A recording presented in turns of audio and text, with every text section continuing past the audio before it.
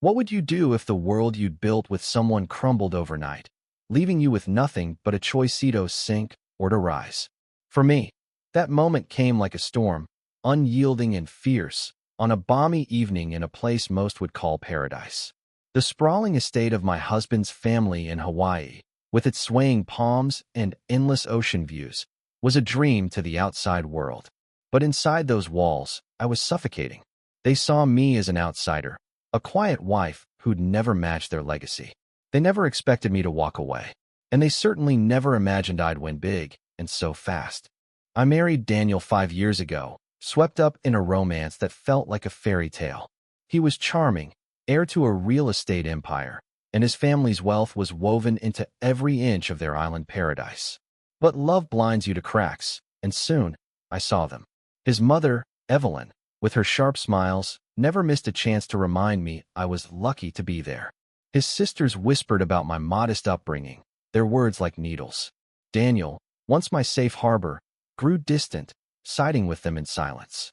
I was a guest in my own life, tolerated but never truly accepted. The breaking point came at a family gala, a glittering affair under chandeliers and stars. I overheard Evelyn planning to secure the family's future by pushing Daniel toward a woman from their elite circle. I was disposable.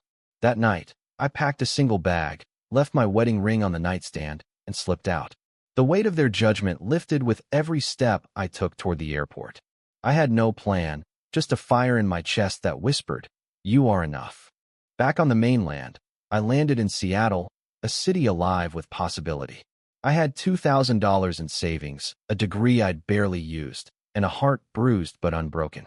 I rented a tiny studio, took a job as a barista, and spent nights teaching myself coding. The tech world was daunting, but I was hungrier than I'd ever been. I enrolled in a boot camp, pouring every ounce of myself into learning. My classmates were younger, their lives unburdened by the baggage I carried, but I didn't care. I was rewriting my story. 6 months later, I landed a junior developer role at a startup. It was grueling late nights, endless bugs, and a boss who doubted me. But I thrived on the challenge. I built apps, solved problems, and earned respect. My confidence grew, and so did my ambition. I started freelancing on the side, creating sleek, innovative websites for small businesses. Word spread. Clients multiplied. By the end of my first year, I was earning more than I ever had in paradise. Then came the breakthrough. A tech competition in San Francisco offered a $500,000 prize for the best new app. I poured my soul into an idea, a platform connecting women escaping toxic environments with resources, jobs, housing, community.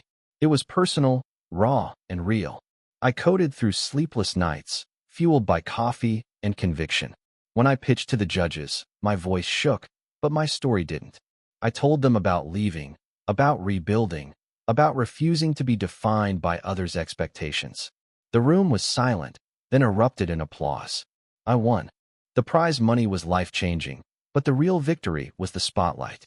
My app, Rise Up, went viral. Investors called. Tech blogs hailed me as a rising star. Within months, I was leading a team, scaling the platform to reach thousands. Women wrote to me, sharing stories of their own escapes, their own triumphs. Each message felt like a thread connecting me to a purpose I'd never known in that mansion by the sea. A year after I left, Daniel's family reached out. They'd heard about my success. Evelyn's email was polite but laced with disbelief, as if my win was a fluke. They invited me back for a reunion. I declined. I wasn't the woman who'd left her ring behind. I was someone new, someone they'd never expected. Now, I stand at the edge of my own empire, small but mine. The city hums around me, a reminder that paradise isn't a place, it's the courage to choose yourself. I think of the women using Rise Up, of the lives we're changing, and I know this is just the beginning. They never saw me coming, but I was always there, waiting to rise.